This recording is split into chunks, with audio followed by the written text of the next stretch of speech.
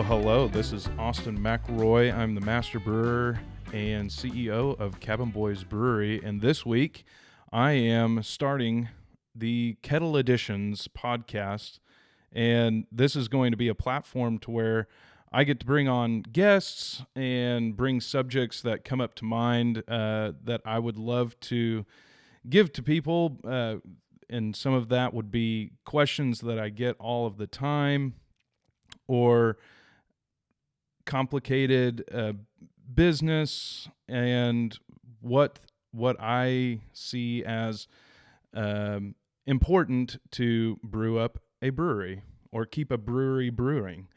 So this week is my first go at it. So this is all very new. I've never recorded a podcast by myself or hosted one by myself before. So this is a new adventure that I'm excited to bring to life and have thought about doing, and was a little bit trepidatious just because of time and seeing how it all works and getting used to just talking with myself or hosting guests by myself. So come on this adventure with me and listen up. So this week, the first one, I wanted to basically define who I am, how I got into the role of brewing, and what brought me into the brewing world, and how Lisa and I and my family started Cabin Boys. So the question I get all the time is, so what got you into brewing? And really, that started almost 10 years ago, actually 10 years ago, basically to the date. Today is December 4th when we're recording this, and I started brewing 10 years ago in Jinx, Oklahoma, with a friend, Trey Caranta, after my wife encouraged us after coming home late one night after work and seeing that all that we had accomplished for ourselves that night was watch a bunch of Netflix. And so she said to us, she was like, "You guys are way more interesting people than this. You guys need to get up off your ass and do something and find a hobby together." So what we did was we had just actually watched Sam Calagione with Dogfish Head and his series back then. I forget what the series is called. And he was saying that you can brew at home. And back then, 10 years ago, that was kind of a novel idea. It was definitely, it had its feet underneath it, and people were having a lot of fun and finding out, hey, I can actually make beer in my home and it tastes decent, good enough to share with friends, good enough to drink. And the idea was kind of save a little bit of money and enjoy beer that we had created ourselves and decided, what kind of flavors were going into it. And so a hobby was born, and Trey and I brewed our very first beer in the winter of 2013 in Jinx, and we decided, as most Tulsans do, we got all of our stuff from High Gravity, who has been around for many years now, and we went up to their shop very nervous and without any knowledge, and probably just sounded like ill-educated buffoons, and quickly bought ourselves a kit that was a honey brown ale. And I am very fond of that memory and fond of that beer, even though, the nostalgia of the memory probably makes that beer taste a whole lot better than it did. But we were very surprised. So our very first beer, or the very first beer that I made with Trey, would have been a honey brown ale, or something very close to it. At least we thought it tasted fine. And we were enamored almost immediately. It was really cool. We brought a friend over who had homebrewed before. We were watching YouTube. I think there were 4 or 5 YouTube videos back then teaching people on how to homebrew. And obviously, we picked up a couple of books of homebrewing. We had the Joys of Homebrewing by Charlie Papazanian, and fell headfirst into this newfound love and obsession of homebrewing. And so from that, immediately, both Trey and I are very business oriented, very entrepreneurial at heart. And almost immediately, I would probably say 5 batches later, had already dreamed up and already named our little home brewing escapade and to what would become what we thought of as a very viable business. The market was wide open in Oklahoma. We only had, 15 breweries back then in the state. Everybody was talking about craft beer at that time and very excited about it. New beers such as Prairie Bomb were coming out, and people were like, what? You can make a beer, above 13%. I don't remember the actual ABV of the first Prairie Bomb, but it was definitely above, 12, 13%, somewhere right around in there. And we were just super elated and very excited as a community. And so we had already dreamed up this idea that we were going to hit the road and start a business. Well, we had named our little home brewing hobby garage kit as the Cabin Boys, and that was because I had asked Lisa, my wife and now president and marketing director of Cabin Boys, what should we call ourselves? And in a previous years, Trey and I had built a log cabin out on my parents' property with my dad. And so during that process, we had kind of been nicknamed the Cabin Boys. And immediately when I asked Lisa what we should call ourselves, she was like, well, you guys are the Cabin Boys. You should just use that and put that on the bottle. And that name stuck, and it went into reality as our name when we started our business. So we had this dream, and Lisa and I at that time, and I'm going to kind of bunny trail here because not a lot of people know this about our story, is that's where home brewing started for me in the very beginning. Was those first, let's call it 20 batches in Jinx with friends, and started a very passionate part of my life. And this was right around the time that Lisa and I had decided to move to Japan. And you would think, okay, how Japan and why Japan?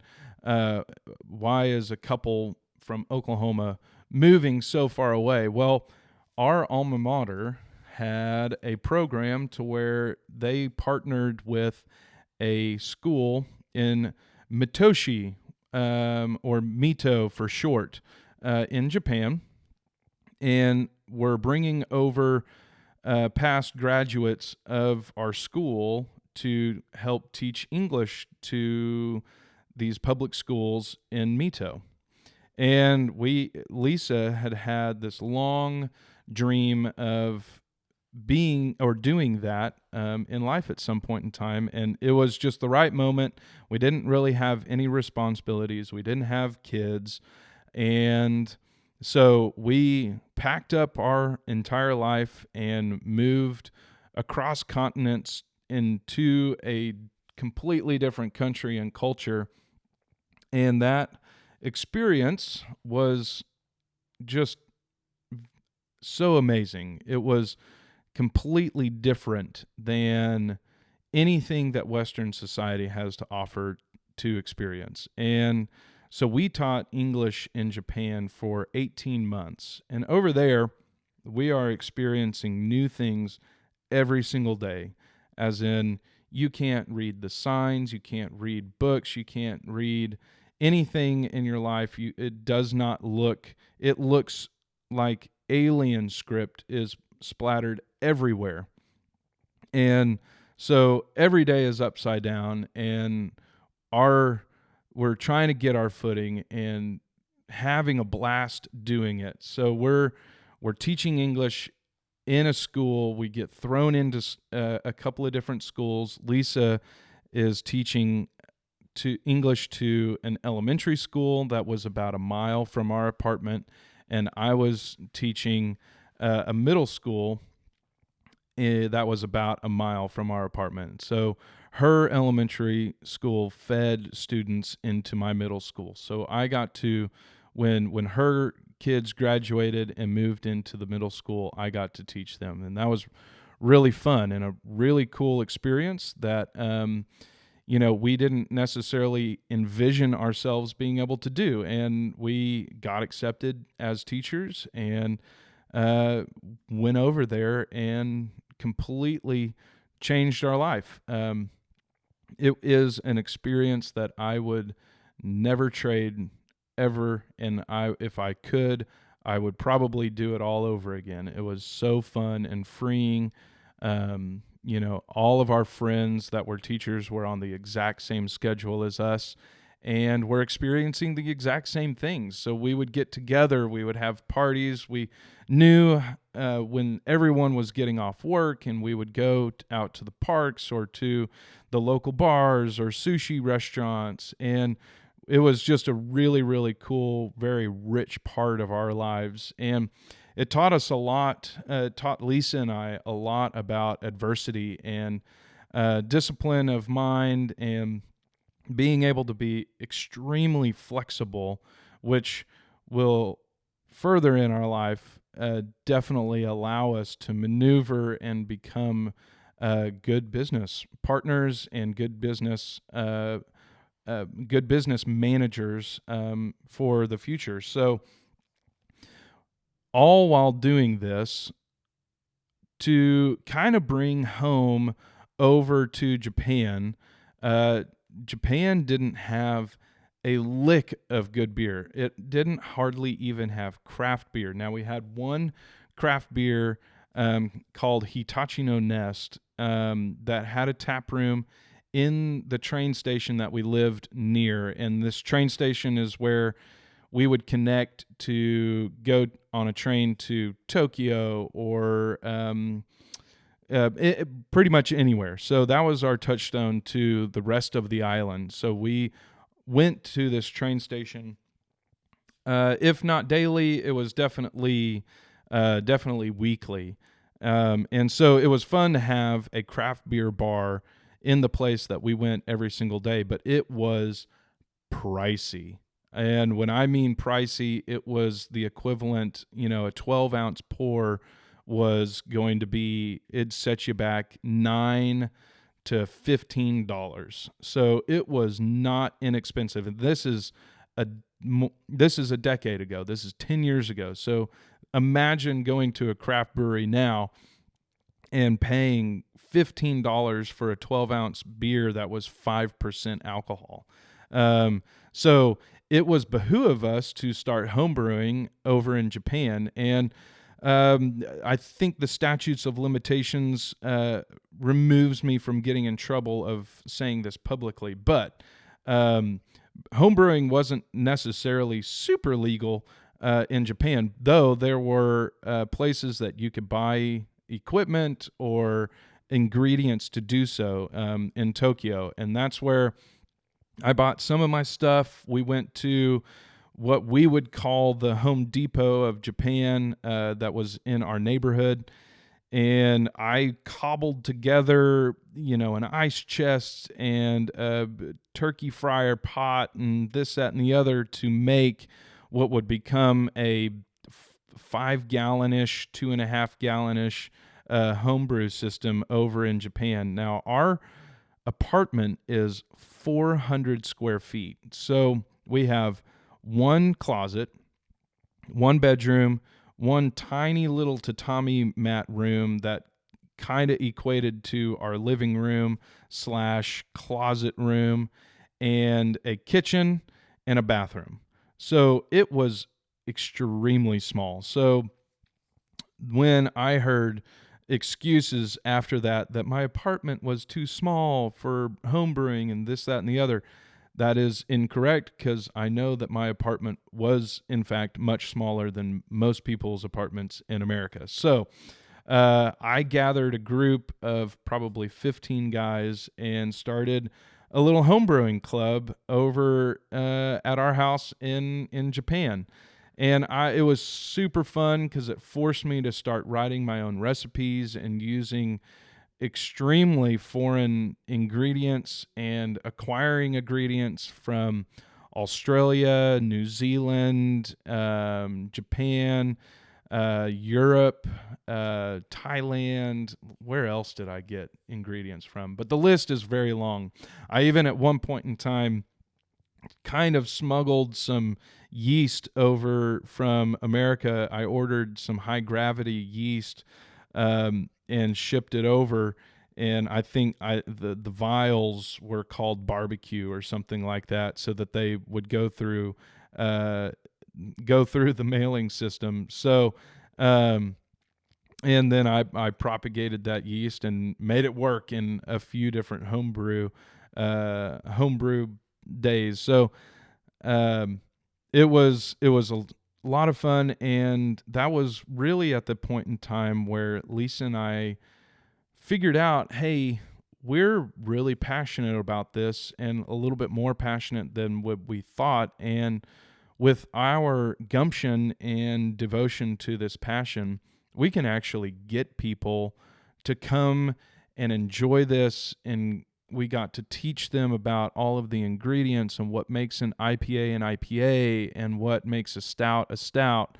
And we were writing our recipes, building stories around them with the people that we were brewing with, or kind of quasi distributing the beer to. And at one point in time, we kind of served some beer at a local bar, and it was just a really fun and explosive, exciting time of life for us, experience-wise, in Japan, and doing something completely new and gathering a community around us that would then enjoy all of our homebrewed beers. So we got to a point in our teaching in Japan where my school was kind of becoming an inconducive work life, and that has a much longer story to it, not one that I'm going to tell.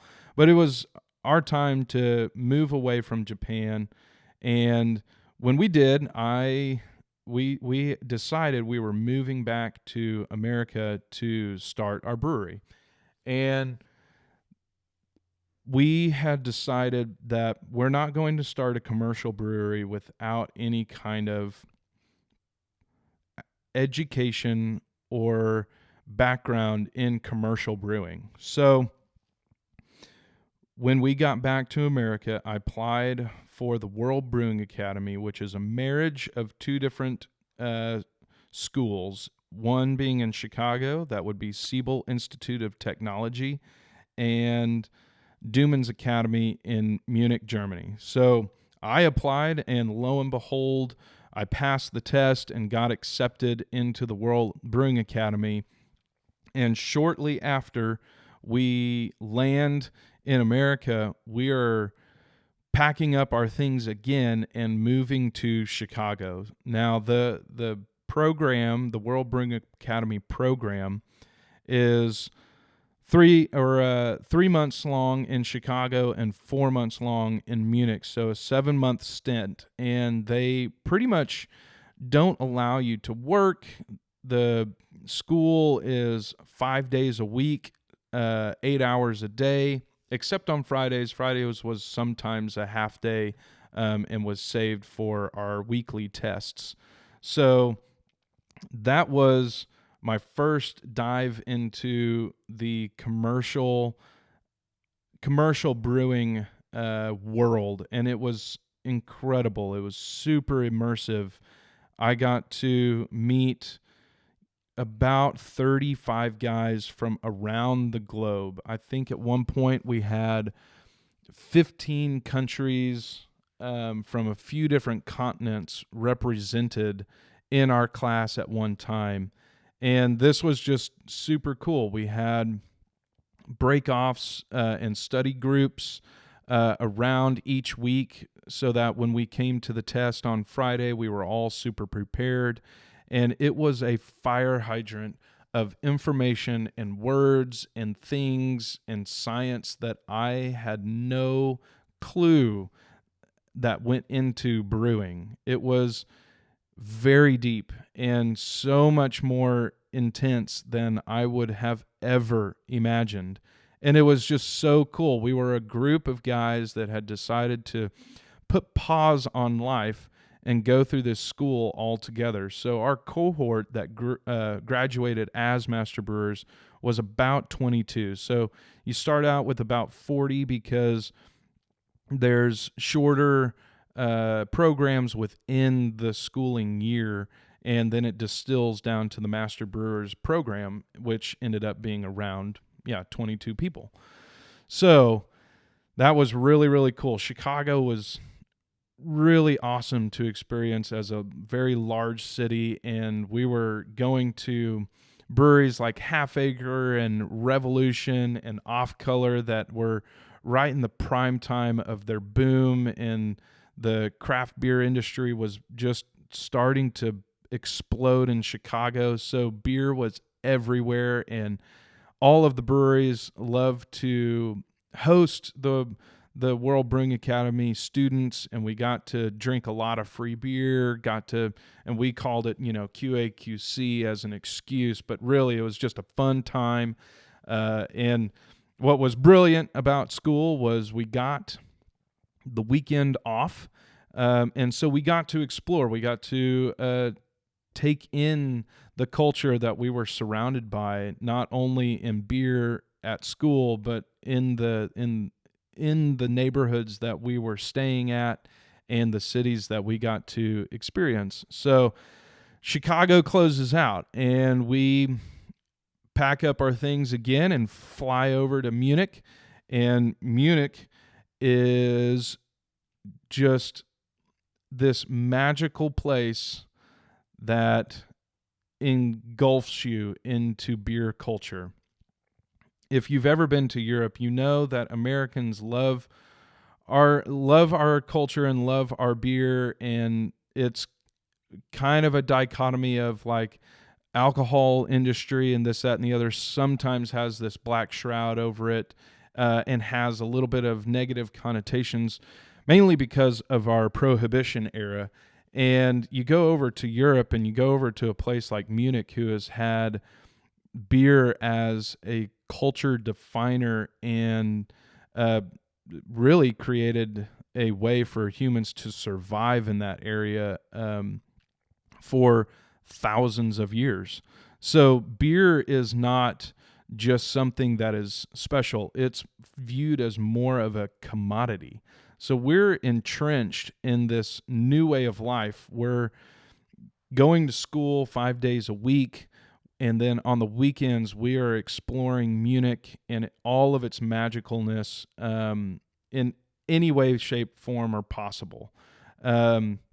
We would be going as a class to breweries on the weekends, hanging out, studying in beer gardens. It truly was about as magical as you could define it in your mind. And I will not downplay that, because if I could do that all over again in life, I would do it. But obviously responsibilities and everything have gotten in the way, and now I have to be a true adult and run a company and everything else. But so we're over there for 4 months. We go through immigration. We go through all these points of growing and experience that we never thought that we would go through. And this part of the school, so at Duman's Academy, is where we spent a lot of time in the lab. We spent about 300 hours in the lab learning every bacteria and yeast strain that could be in beer or spoil it or make it good, or what flavors and would be generated from each yeast strain or bacteria or wild yeast strain, what to look out for, what to avoid, what to add in.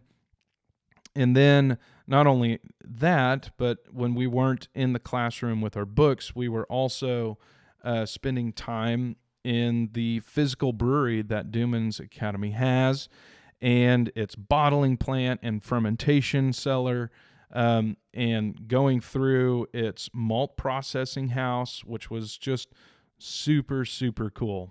So we got to experience beer from the ground to the glass in school. So we brewed about 10 to 15 times, 15 batches of beer through our class, and got to see the grain from its very origin to it go into the glass. So that was an incredibly immersive and completely a complete overview of how beer is created and how to take care of it, and how to take care of it in a commercial setting, and what it means to make very clean and consistent beer on a daily basis.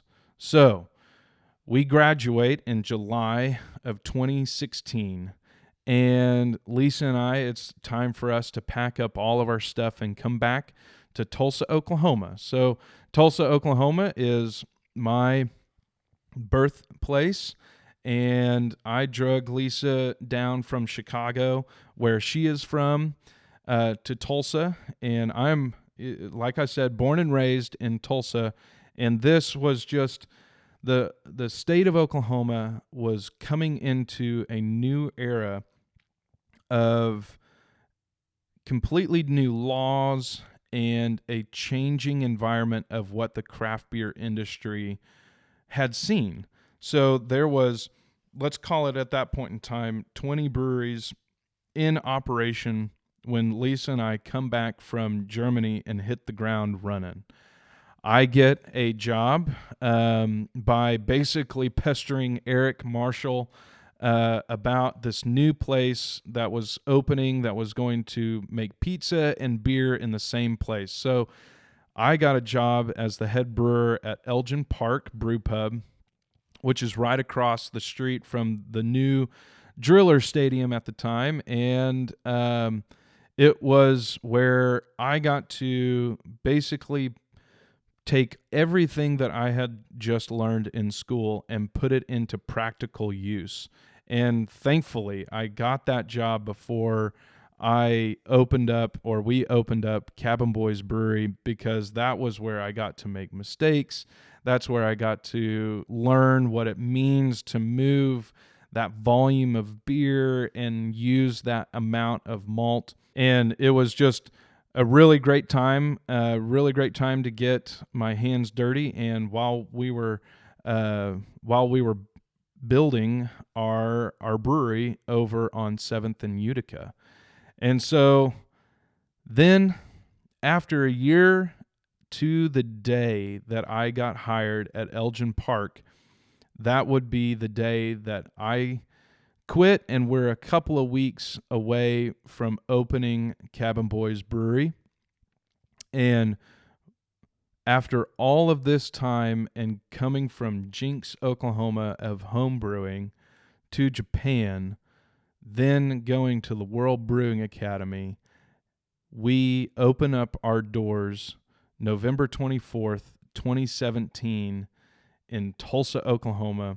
Cabin Boys Brewery becomes the next and newest commercial brewery in Oklahoma. And at the time, it was beautiful. The industry had just gained the rights to have our tap rooms where we could serve full strength beer to our customers right across the bar without any hiccups, and had this very great holistic view of what a manufacturing brewery was. We got to show people what a brewery looks like through tours. And it was just a blast of a time where we got to show Oklahomans what a brewery looks like, tastes like, smells like, and welcome them into the doors of the brewery industry basically for the first time in 2017. So that is a small yet very more detailed story of how I became a brewer and why I am so passionate about the brewing industry and where it is going. And I hope that you guys enjoyed listening to that story, and I hope that that would be a great explanation of what you should expect on the podcast. I'm going to be bringing on guests that have come from many different backgrounds and turned themselves into extremely well-equipped professional brewers from all sorts of different lifestyles in all different expertise areas of the brewing industry, such as the lab or physical brewing or packaging. Lo and behold, a brewery doesn't operate if you don't operate it as a business. So I'll be bringing on CEOs and COOs, owners, taproom managers, bartenders, and maybe a couple of people off the streets. If you would like to be on the podcast, just give me a shout. I would love to see the perspective and deliver the perspective of the brewing industry and see what people are still curious about, learning about how beer is brewed and how do all of these breweries keep their breweries brewing really great and creative beers.